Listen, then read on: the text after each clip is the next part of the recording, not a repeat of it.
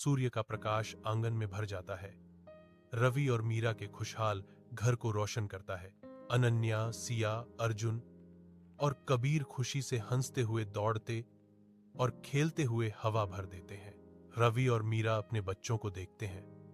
उनके चेहरे प्यार और स्नेह से चमक रहे हैं। बच्चे आपस में खेलते हुए झगड़ते हैं।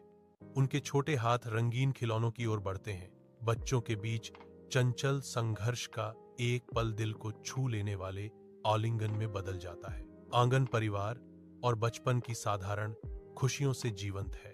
बांझ बैठक कक्ष में अनन्या, सिया, अर्जुन और कबीर इकट्ठा होते हैं। रवि की अनुपस्थिति एक स्पष्ट शून्य है। अर्जुन की आवाज बुलंद होती है, भूमि का दावा करते हुए, अपने अथक कार्य और मरम्मत का हवाला देते हुए। कबीर जवाब देता है, उसकी आवाज में नाराजगी भरी हुई है। उन्हें उनके माता पिता की देखभाल में किए गए अपने बलिदान की याद दिलाता है। अनन्या समानता के लिए गुहार लगाती है। उसकी आवाज कांपती है क्योंकि वह एक उचित विभाजन चाहती है।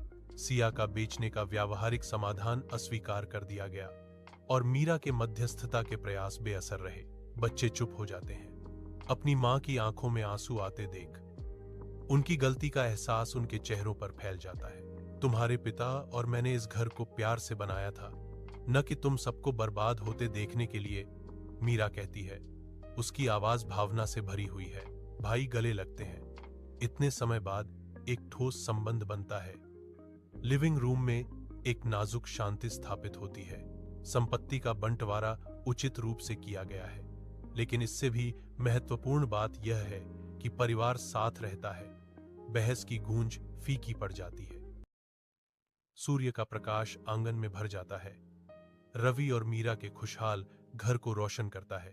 अनन्या, सिया, अर्जुन और कबीर खुशी से हंसते हुए दौड़ते और खेलते हुए हवा भर देते हैं।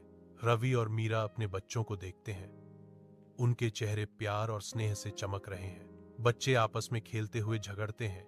उनके छोटे हाथ रंगीन खिलौनों की ओर बढ़ते हैं। बच्चों के बीच चंचल संघर्ष का एक पल दिल को छू लेने वाले आलिंगन में बदल जाता है। आंगन परिवार और बचपन की साधारण खुशियों से जीवंत है। बांझ बैठक कक्ष में अनन्या, सिया, अर्जुन और कबीर इकट्ठा होते हैं। रवि की अनुपस्थिति एक स्पष्ट शून्य है।